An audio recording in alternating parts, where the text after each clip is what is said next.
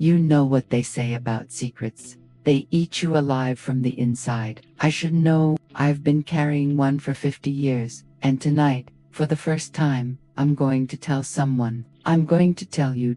My name is Margaret. Most folks around here just call me Maggie. I'm 78 years old, and if you saw me at the grocery store or at Sunday service, you'd probably think I was just another sweet old lady who bakes cookies for her grandchildren and waters her garden every morning at 7 sharp.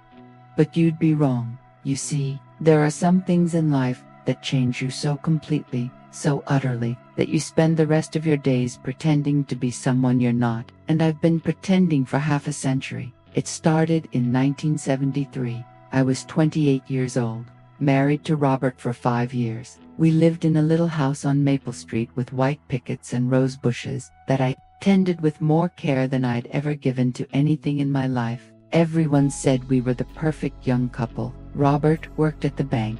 I taught 2nd grade at the elementary school. We had our whole lives planned out, neat and tidy, just like those roses. But perfect. Perfect is just a mask we wear, isn't it? Robert was born in 1940, making him 5 years older than me. He was a good man. Don't misunderstand me. He provided for us. He was faithful. He never raised his voice or his hand to me. He was everything a woman in 1973 was supposed to want in a husband. But good and right aren't the same as alive, are they? Living with Robert was like living in a beautiful museum where you're not allowed to touch anything, not even the walls. I felt like I was disappearing, one quiet dinner at a time, one polite conversation at a time. You know that feeling when you're screaming inside but your mouth only knows how to say yes dear, and how was your day? I was drowning in respectability, suffocating under the weight of everyone's expectations. Our neighborhood was full of couples just like us. The Hendersons next door, married 12 years with 2 perfect children. The Millers across the street, who threw dinner parties every month where we'd all pretend our marriages were everything we'd dreamed they'd be. We'd sit around their dining room table, the wives discussing recipes and the latest episode of All in the Family, while the husbands talked about work and sports and the oil crisis. I remember one particular evening at the Miller's house. It was October 1972, and I was 27 years old. Wearing a new dress Robert had bought me for my birthday, navy blue with tiny white flowers, very proper, very wife-like. Susan Miller was telling us about her sister's divorce, how scandalous it was, how she couldn't understand how any woman could throw away a perfectly good marriage. Marriage is work, she said, her voice full of certainty. It's not supposed to be all romance and passion like in the movies. That's just fantasy. All the other wives nodded in agreement, including me, but inside, I was screaming. Is that all there is? Is this gray, polite existence really all I'm allowed to want? I felt like I was already dead, already buried under layers of expectation and duty. That night, lying in bed next to Robert as he snored softly beside me, I stared at the ceiling and wondered if this was how I'd spend the next 40 years, making pot roast on Sundays, attending PTA meetings, smiling and nodding while inside, I withered away to nothing. I didn't know then that everything was about to change. And then came James Harrison. Arrived at our school in January of 1973, right after winter break. He was 34 years old, with dark hair that was always a little too long for our conservative little town, and eyes that seemed to see straight through to your soul. When he laughed, which he did often, it was like someone had turned on all the lights in a house that had been dark for years. He'd moved to our town from Chicago after his divorce, looking for a fresh start in a quieter place. The principal, Mr. Garrett, introduced him to the faculty on his first day. This is James Harrison, our new music teacher. He comes to us with excellent credentials and a passion for bringing music, education to young minds.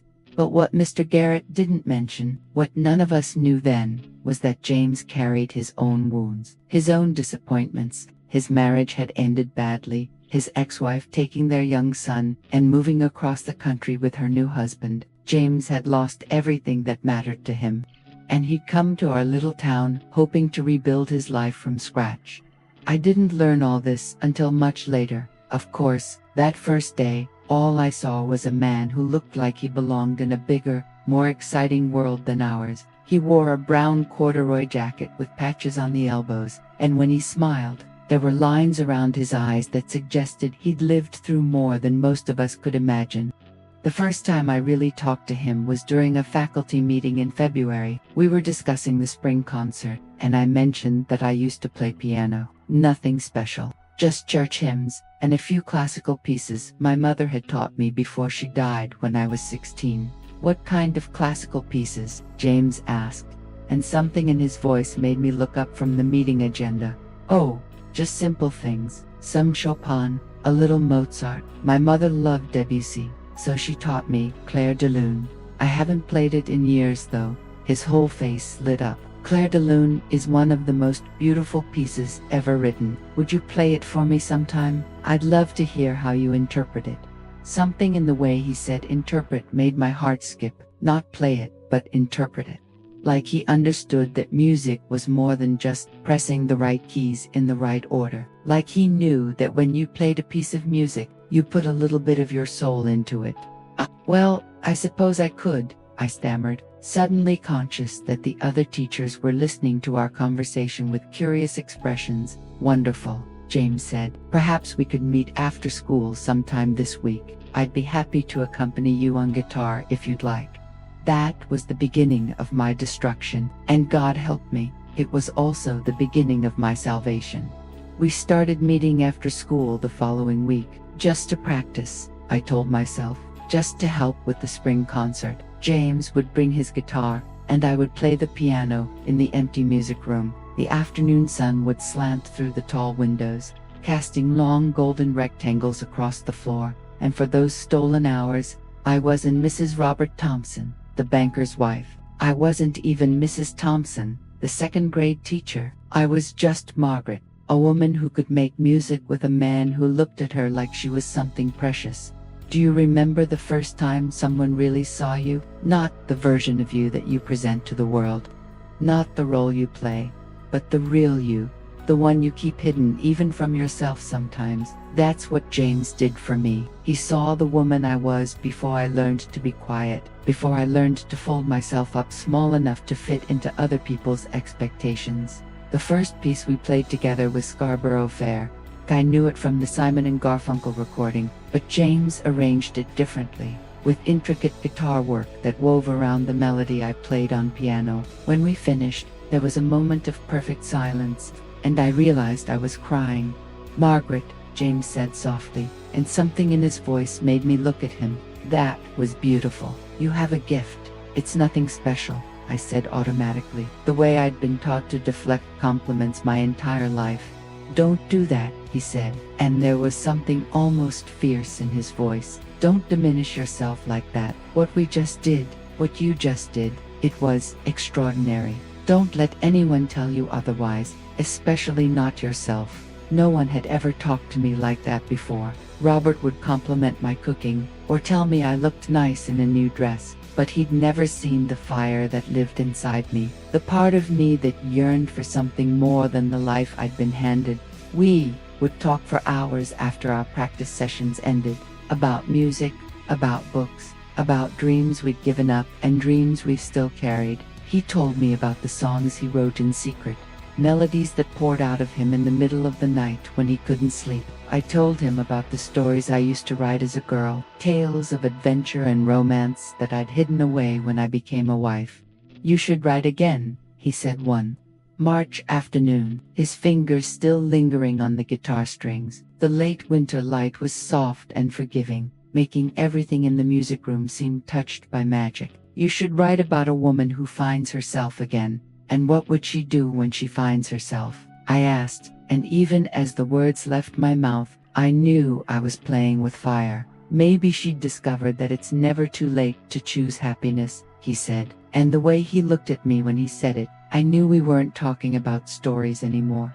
James told me about his childhood in Chicago, how his father had been a jazz musician, who died when James was only 12. His mother had remarried a man who thought music was a waste of time. who'd pushed James toward practical careers even as music called to his soul. He'd studied accounting in college to please his stepfather, worked in an office for 3 miserable years before finally admitting that he was dying inside, that he had to follow his passion or lose himself completely. That's when I went back to school for music. Education, he explained. My ex-wife, she never understood. She thought teaching was beneath me, that I should go back to accounting where the money was better. She wanted a husband who could provide her with a bigger house, nicer cars, vacations in Europe. When I chose music over money, she chose someone else over me. I could hear the pain in his voice when he talked about his son, Tommy, who was only 6 when his mother moved him to California. I get letters sometimes, James said, pictures, but it's not the same. I missed his first loose tooth, his first day of first grade. By the time he's grown, I'll be a stranger to him. That must be incredibly difficult, I said, and I meant it. I couldn't imagine being separated from a child like that. It is, he admitted, but you know what I've learned? Sometimes love means letting go, even when it breaks your heart. Sometimes the best thing you can do for someone is give them space to be happy, even if it means you can't be part of their happiness. I didn't realize then how prophetic those words would turn out to be, that as winter turned to spring, our friendship deepened into something more dangerous, more consuming. I found myself looking forward to our after-school meetings with an anticipation that scared me. I would spend my lunch breaks planning what I'd wear, what songs we might play, what stories I might share with him. James had a way of listening that made me feel like the most fascinating woman in the world. When I told him about my childhood, about growing up on a farm outside of town with parents who expected me to be seen and not heard, he listened with his whole attention. When I mentioned my dreams of traveling, of seeing the world beyond our small town, he didn't laugh or tell me to be practical. Instead, he told me about places he'd been, painting pictures with his words that made me feel like I was there with him. Have you ever been to Paris? He asked one April afternoon as we were packing up our instruments. Paris? No, of course not. I've never been anywhere, really. Robert and I went to Niagara Falls for our honeymoon. But that's about it. You should go to Paris someday, James said. You'd love it. There's this little cafe near Notre Dame where they have a piano, and sometimes in the evenings, people just sit and play. Nothing formal, just music for the joy of it. I sat there for hours one night, listening to an old man play Chopin while the sun set over the Seine. It was one of the most beautiful things I've ever experienced. That sounds wonderful, I said wistfully, but I'll probably never see it. Don't say that, James said firmly. Life is long, Margaret. You're only 28 years old. You have time for Paris, for music, for all the dreams you think you've given up to. It seems so young now. But then, it felt like I was already running out of time, like all the important decisions had been made and I was just living out the consequences. The spring concert was scheduled for May 15, 1973. James had arranged a program that showcased both the student musicians and several faculty members. I was slated to play a piano solo, Debussy's Clair de Lune, the piece that had started our friendship. As the date approached, I found myself consumed with nervous energy. This would be the first time I'd performed in public since high school, and the thought of playing James's favorite piece in front of an audience that included my husband filled me with both excitement and terror. You'll be wonderful, James assured me during our final practice session. Just remember what I told you about interpretation. Don't just play the notes, tell the story. Let people hear what the moonlight looks like through your eyes. That afternoon, something shifted between us. The air in the music room felt charged, electric, like the moments before a thunderstorm. When I finished playing, James was standing very close to the piano, close enough that I could see the gold flecks in his brown eyes. Margaret, he said, my name, a whisper on his lips. I should have moved away, should have gathered my things and left, gone home to make dinner for Robert like I did every other day. Instead, I stayed frozen at the piano bench, looking up at this man who had awakened something in me I thought was dead. I need to tell you something, James said, his voice rough with emotion. I've been trying not to say it, trying to be professional, trying to do the right thing, but I can't keep pretending anymore. James, don't, I whispered. But even as I said the words, I knew I wanted him to continue. I'm falling in love with you, he said simply. I've been falling in love with you since that first day when you told me you could play every afternoon we spend together, every song we play, every story you share. It just makes me love you more. The world stopped. Everything I'd been feeling, all the emotions I'd been trying to suppress, came rushing to the surface like water breaking through a dam. I can't, I said, but my voice had no conviction in it. I'm married. This is impossible. I know, James said. Believe me, I know. I've tried to talk myself out of it. I've told myself 100 times that this can't happen, that we can't do this. But Margaret, when I'm with you, I feel alive in a way I haven't felt in years. When you play piano, when you smile, when you tell me about your dreams, it's like watching the sun come out after the longest winter. I stood up from the piano bench, and suddenly we were face to face, close enough to touch. I could smell his cologne, could see the slight tremor in his hands as he reached toward me. This will ruin everything, I whispered. I know, he said again, but not loving you is ruining me. When he kissed me, it was like every romantic song I'd ever heard suddenly made sense. It was like discovering color after a lifetime of seeing the world in black and white. It was everything I'd been missing in my marriage. Everything I'd convinced myself I didn't need. We didn't plan what happened next. At least, I tell myself we didn't plan it. But loneliness is a powerful force. And when you've been starving for connection, for passion, for someone to see you as more than just a role you play, sometimes you make choices that change everything. That first kiss led to another, and then another. Soon we were meeting not just for music practice, but for stolen moments whenever we could manage it. Empty classrooms after school, the park on Saturday mornings when Robert thought I was grocery shopping, the library during my lunch break where we could sit in the poetry section and pretend to read while our hands touched between the shelves. James gave me a key to his apartment, a small place above the hardware store on Main Street. I would go there on Wednesday afternoons, telling Robert I was attending a teacher's workshop in the next town over. Those Wednesday afternoons became the brightest spots in my week, hours when I could be completely myself, when I could feel desired and cherished and alive. James's apartment was nothing like the house I shared with Robert. Where Robert liked everything neat and matching, James's place was full of beautiful chaos. Books stacked on every surface, sheet music scattered across the coffee table, plants that he somehow kept alive despite having no natural light. His guitar leaned against the couch like it belonged there, and there was always music playing softly in the background.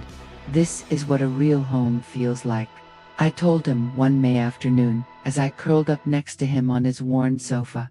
What do you mean? He asked, running his fingers through my hair. It feels lived in, like someone actually lives here instead of just existing here. James was quiet for a moment. Is that what your house feels like? Like you're just existing? I thought about my house with its matching furniture and carefully coordinated color schemes, the way Robert and I moved through our routines like actors playing roles we'd memorized but never really understood. Sometimes, I admitted, sometimes I feel like I'm disappearing, bit by bit, until there's nothing left of me but the wife-shaped space I'm supposed to fill. You're not disappearing, James said fiercely, pulling me closer. You're the most vibrant, alive person I know. Don't let anyone make you believe otherwise. Those were the words I'd been waiting my whole life to hear. The spring concert was a triumph. I played Clair de Lune with more feeling than I'd ever put into anything. And when I finished, the audience rose to their feet. Robert was in the third row, beaming with pride, applauding enthusiastically. After the show, he told everyone who would listen how talented his wife was, how proud he was of her performance. But it wasn't Robert's approval I was seeking. It was James, standing at the back of the auditorium with the other teachers, who caught my eye as I took my bow. The look on his face, the pure joy and love I saw there, was worth more to me than all the applause in the world. That night, after Robert had gone to sleep, I lay awake thinking about the performance, about the feeling of sharing my music with an audience, about the way James had looked at me. For the first time in years, I felt like I was exactly where I was supposed to be, doing exactly what I was meant to do. But that feeling didn't last long.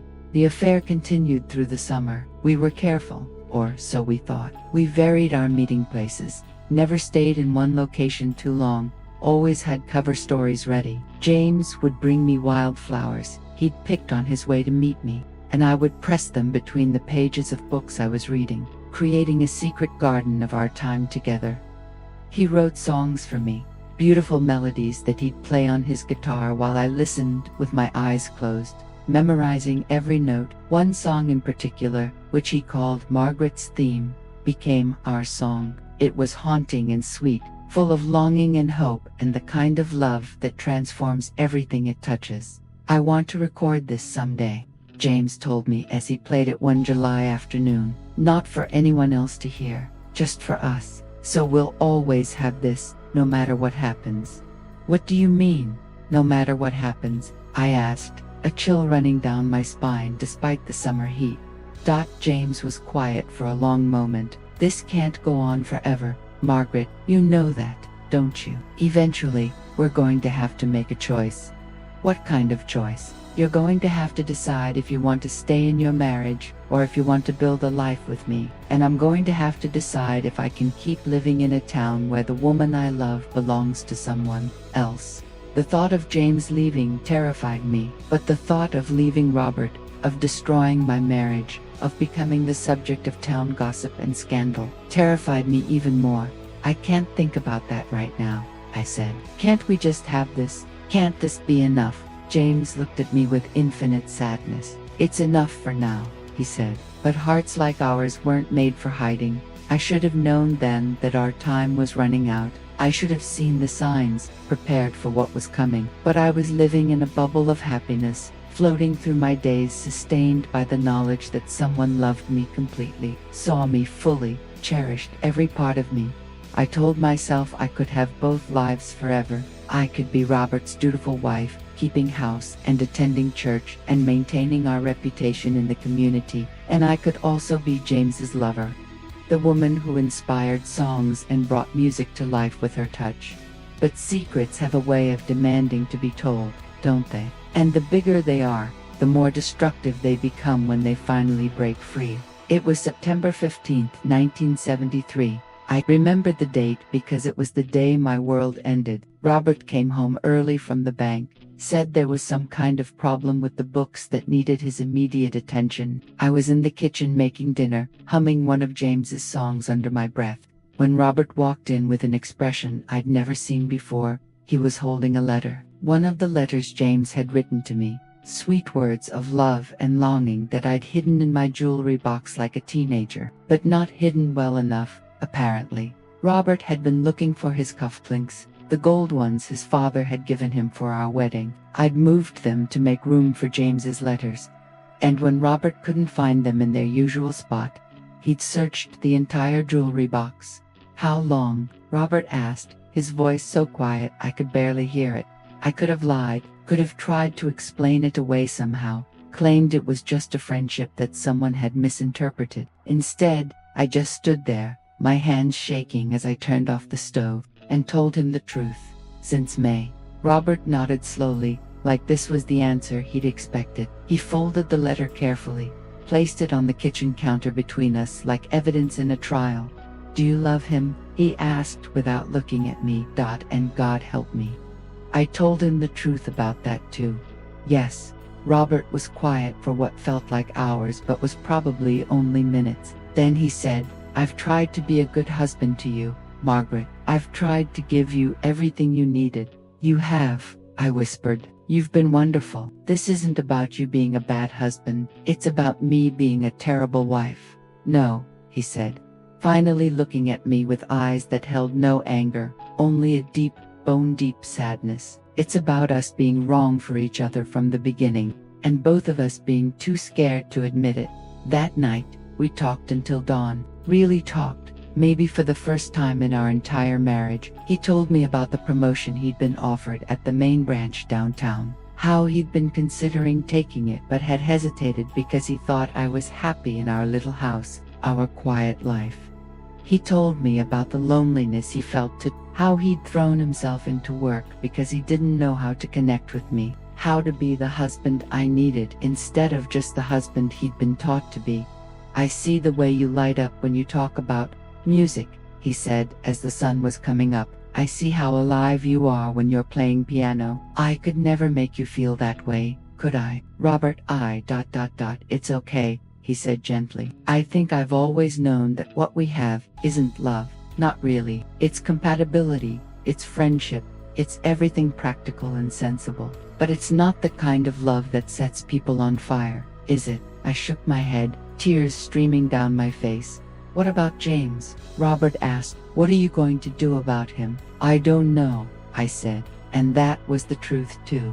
But as it turned out, I didn't get to find out. By the time I got to school on Monday, James was gone. The principal told me he'd taken a position at a school in Oregon, effective immediately. He left no forwarding address, no way for me to reach him. It was like he'd vanished into thin air. I learned later, much later, that Robert had gone to see James that Sunday morning while I was at church. What they said to each other, I'll never know, but whatever passed between them convinced James that he needed to leave, and leave immediately.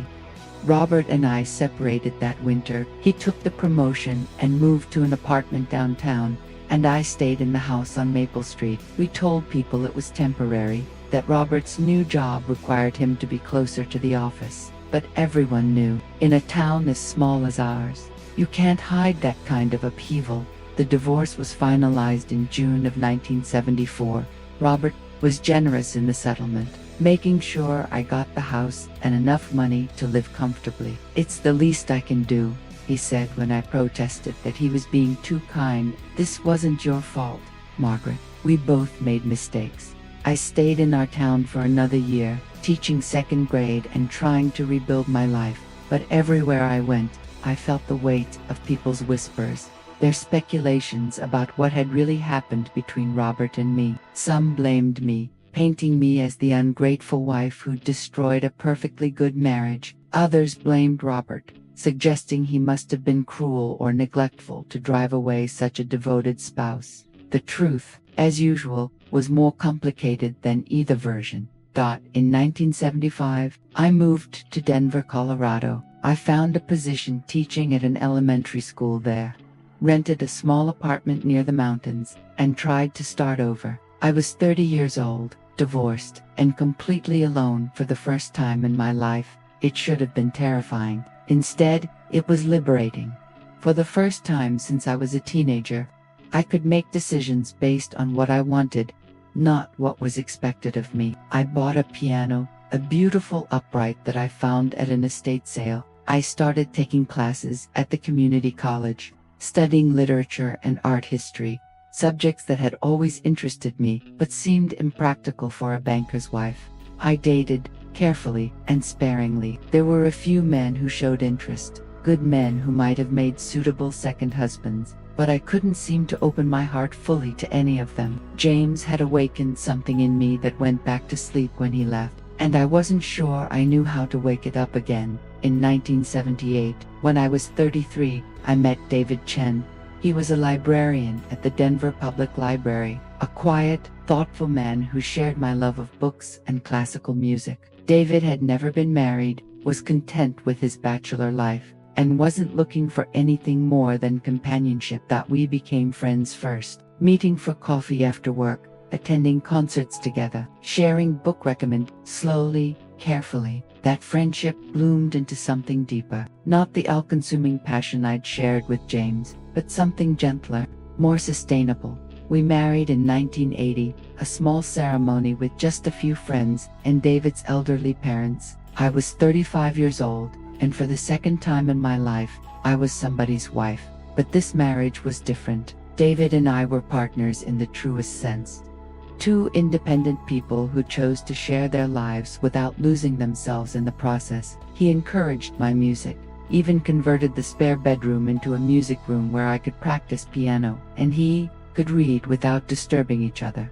We talked about having children, but it never happened naturally, and when we looked into adoption, we discovered that, at our ages, with my divorce history, we weren't considered ideal candidates. Instead of dwelling on what we couldn't have, we poured our parental instincts into our students, our nieces and nephews, the children in our community who needed extra attention and care.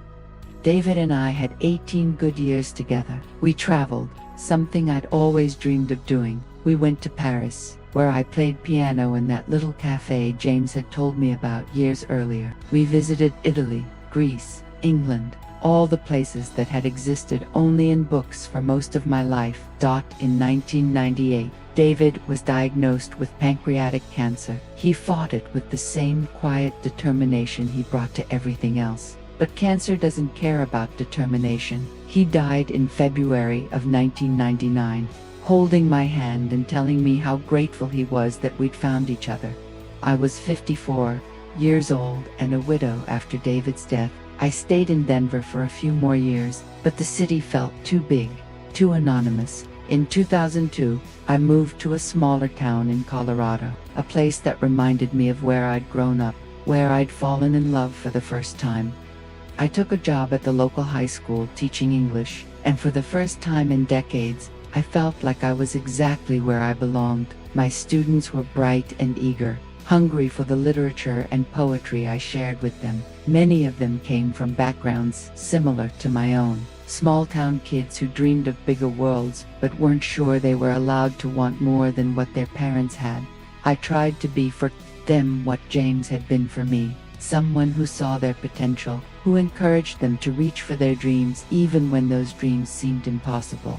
One of my students, a girl named Sarah who reminded me so much of my younger self it was almost painful, wrote a poem about feeling trapped in her small town, about yearning for adventures she was afraid she'd never have. "This is beautiful, Sarah," I told her after class one day. "Have you ever thought about submitting your work to literary magazines?" "Oh, Mrs. Chen, I couldn't do that," she said, using my married name. "I'm not really a writer. I just write for fun." "Don't do that," I said, and I heard James's voice in my own words from all those years ago. "Don't diminish yourself like that. You have a gift, and the world deserves to see it." Sarah went on to study journalism at the University of Colorado. She sends me articles she's written for newspapers across the country, and every time I see her byline, I think about the ripple effects of encouragement, how one person believing in you can change the entire trajectory of your life. I taught for 15 years in that small Colorado town until arthritis in my hands made it difficult to write on the blackboard, and my hearing started to fade enough that managing a classroom became challenging. I retired in 2017 at the age of 72. That's when I moved here to this retirement community in Arizona. It's a pleasant place, full of people with their own stories of love and loss, triumph and regret. We play cards together, attend lectures about everything from astronomy to local history, take trips to see the Grand Canyon and other natural wonders. Most of my neighbors here know the basic outline of my story: twice married, twice widowed, no children, retired teacher. They see me as a friendly, somewhat reserved woman who plays piano for community events and volunteers at the local library. But they don't know about James. For 47 years, I carried that secret alone. I never spoke his name aloud, never told anyone about the love that had changed my life so completely. Not even David, who might have understood, who was kind enough to have accepted that part of my history. But secrets have weight, and the older I get, the heavier they become. 3 months ago, I was diagnosed with lung cancer. Ironic, since I never smoked a day in my life. The doctors say I have 6 months, maybe less. The cancer has spread too far for treatment to do much good, and at my age, I'd rather spend what time I have left living fully, instead of fighting a battle I'm unlikely to win. I haven't told anyone here at the retirement home about the diagnosis. I don't want their pity, don't want to spend my remaining days being treated like I'm already dead. Instead, I've been putting my affairs in order quietly, writing letters to the people who've mattered to me, trying to find peace with the choices I made and the life I lived. But there was one story I needed to tell before I go. one secret that's been eating at me for 50 years, demanding to finally be heard. Last month, on a whim, I decided to try to find out what had happened to James. I hired a young woman who specializes in genealogy research, told her I was looking for an old friend I'd lost touch with. She found him within a week. James Harrison died in 1989, 35 years ago. He was 50 years old. According to the obituary she found, he never remarried after his divorce. He taught music at various schools throughout the Pacific Northwest, finally settling in a small town in Washington state where he directed the high school choir for 12 years. He was remembered as a dedicated teacher who inspired hundreds of students to love music. The obituary mentioned that he was survived by his son, Thomas, who had reconnected with his father in the 1980s and was with him when he died. There was a photo with the obituary, James at 49, his hair gray but his eyes still holding that spark. I remembered reading that obituary. I felt a mixture of sadness and relief. Sadness that he was gone, that I would never have the chance to tell him what he'd meant to me, how he'd changed my life. But also relief, because knowing he'd lived a full life, that he'd reconciled with his son and continued to share his love of music with young people, made me feel like our story had meaning beyond the pain it caused. The genealogist also found something else: Thomas Harrison's contact information. I stared at that phone number for weeks, not sure if I should call, not sure what I would say if I did. What right did I have to contact James's son? What would be the point of dredging up ancient history? But finally, last week, I made the call. Thomas, who goes by Tom now, was surprisingly warm when I explained who I was. He remembered me. He said his father had mentioned a teacher named Margaret from Colorado who had been a good friend during a difficult time in his life. "Dad talked about you sometimes," Tom told me over the phone. He said you were one of the kindest people he'd ever known, that you helped him remember why he loved teaching. Hearing those words, I started crying right there in my living room. 47 years of held-back tears finally finding their way out. "Your father was a remarkable man," I managed to say. "He changed my life in ways I'm not sure I can explain." "Would you like to know more about his life after Colorado?" Tom asked gently.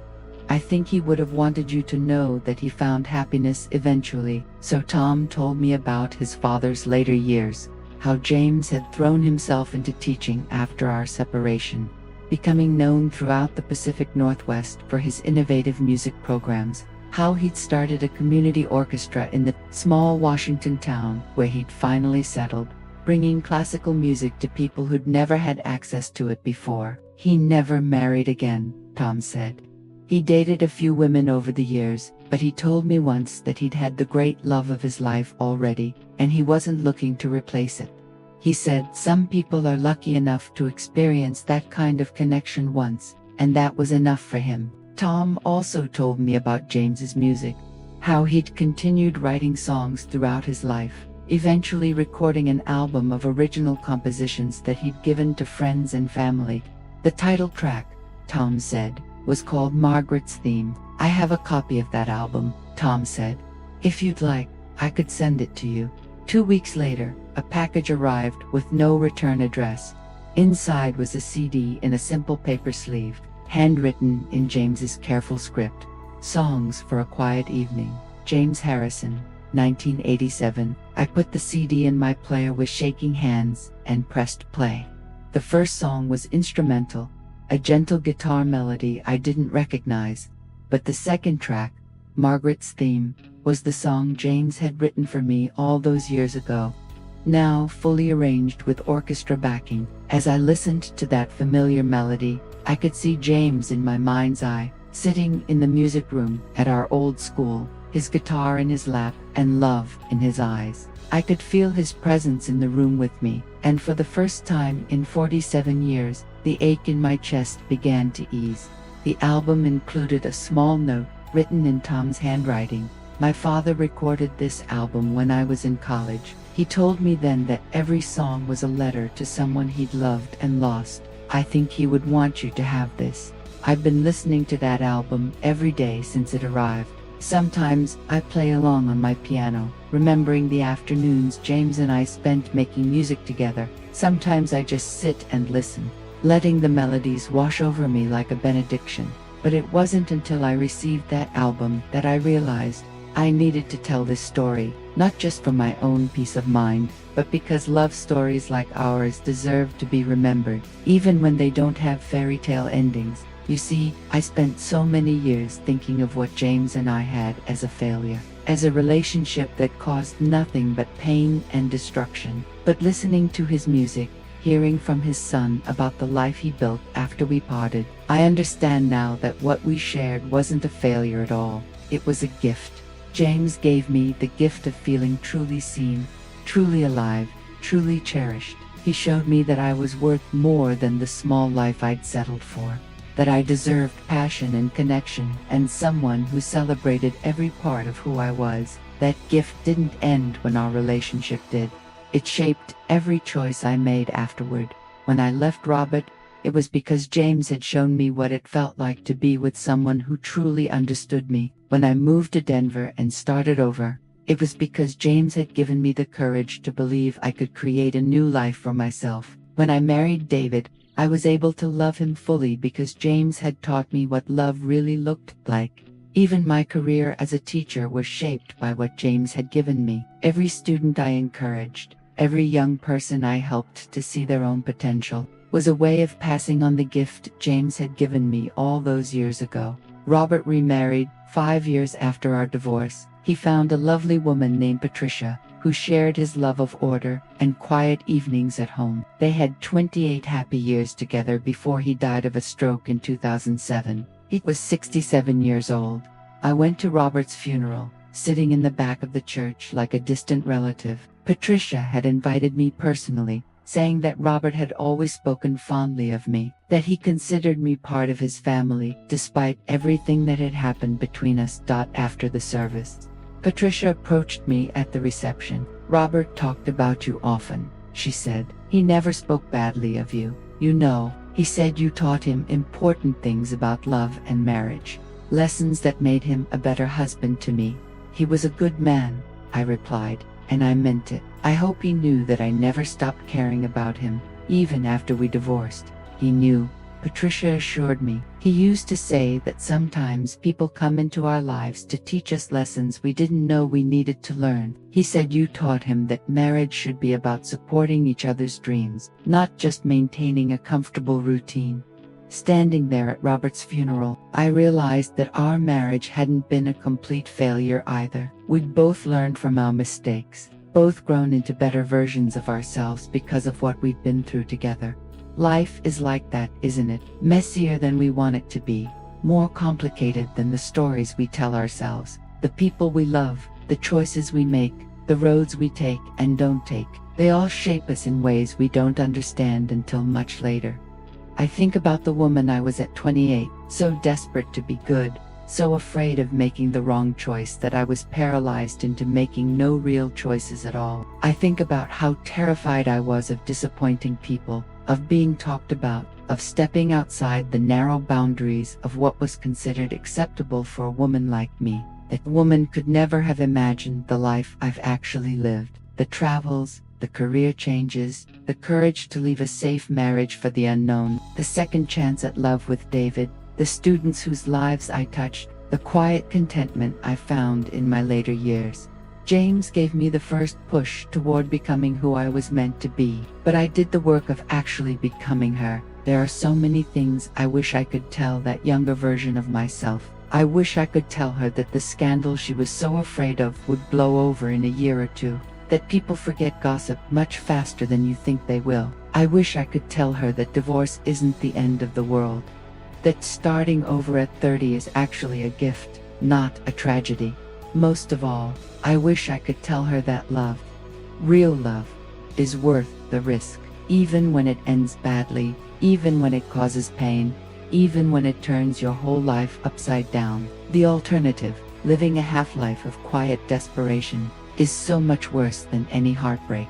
But I suppose we all have to learn these lessons for ourselves, don't we? I'm telling you this story now because I'm running out of time to tell it. The cancer is moving faster than the doctors expected, and I can feel my body starting to shut down. I'm not afraid of dying, but I was afraid of taking this secret with me to the grave. There's something about secrets that diminishes them when they're shared. For 50 years, what happened between James and me felt like this enormous, shameful thing that I had to carry alone. But telling you about it now, I realize it was just a love story, a complicated, messy, imperfect love story, but a love story nonetheless. And love stories, even the ones that don't end the way we want them to, are always worth telling. I want you to know that if you're watching this and you're trapped in a life that feels too small for who you are, it's not too late to change. It's never too late, no matter what anyone tells you. I was 28 when I made the choice to leave my first marriage, 30 when I started over in a new city, 35 when I remarried, 54 when I was widowed, 57 when I changed careers again. Life kept offering me new beginnings, and I kept taking them. That's the secret, I think. Not avoiding mistakes, but learning from them. Not never falling down, but always getting back up. If you're carrying a secret that's eating you alive, find someone to tell it to. A friend, a family member, a therapist, even a stranger on the internet. Secrets lose their power when they're spoken aloud, when they're met with understanding instead of judgment. If you're in a relationship that makes you feel invisible, that slowly erases who you are until you forget you were ever anyone at all, it's okay to leave. It doesn't make you selfish or ungrateful or weak. It makes you human.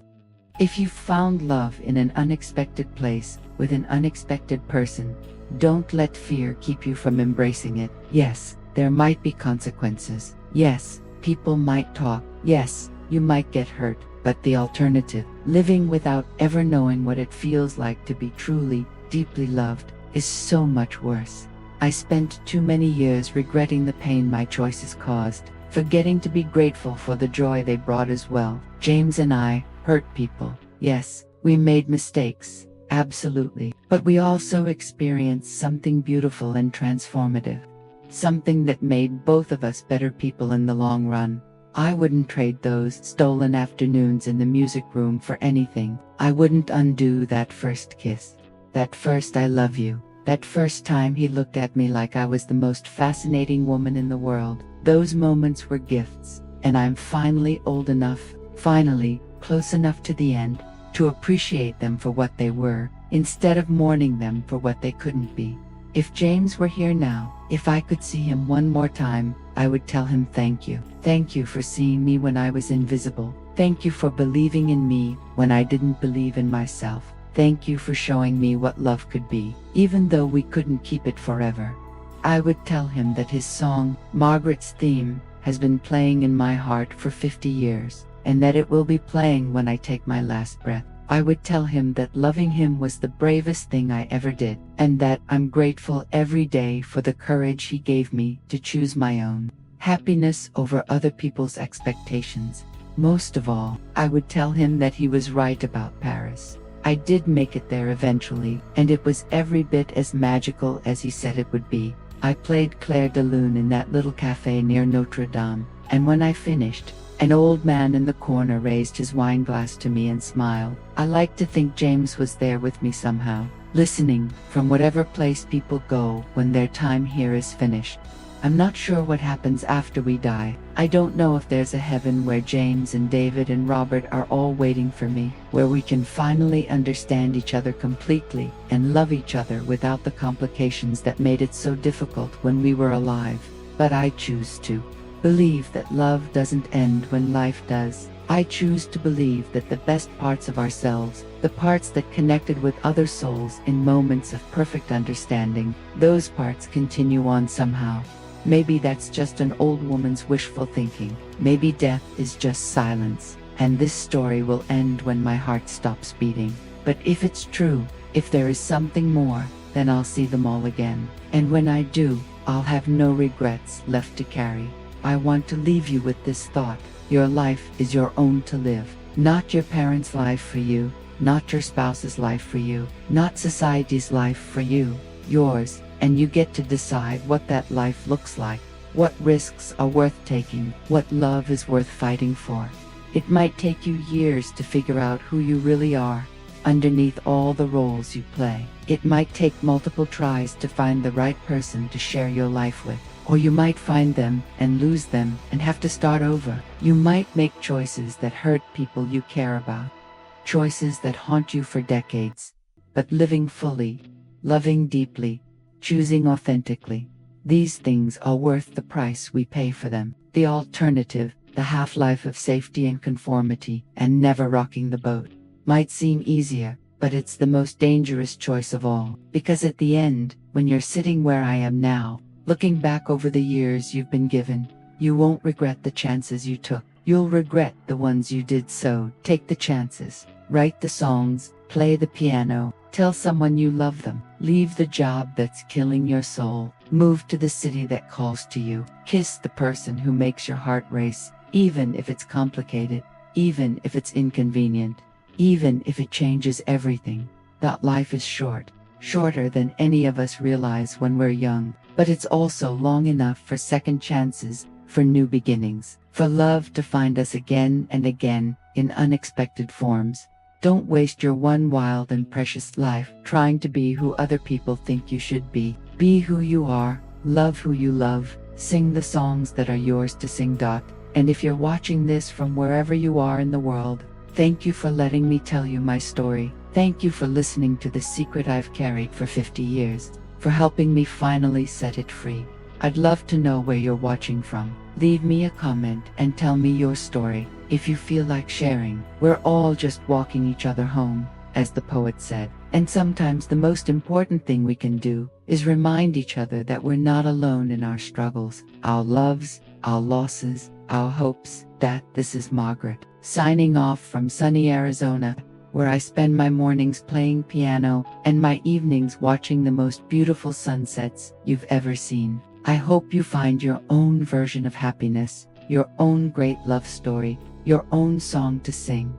Thank you for listening. Thank you for caring. Thank you for being part of my story, even if just for these few minutes. And remember, it's never too late to choose love. Never too late to choose yourself. Never too late to become who you were always meant to be. The music is still playing, even after all these years. And as long as there are people willing to listen, willing to love, willing to take chances on connection and hope, it always will be.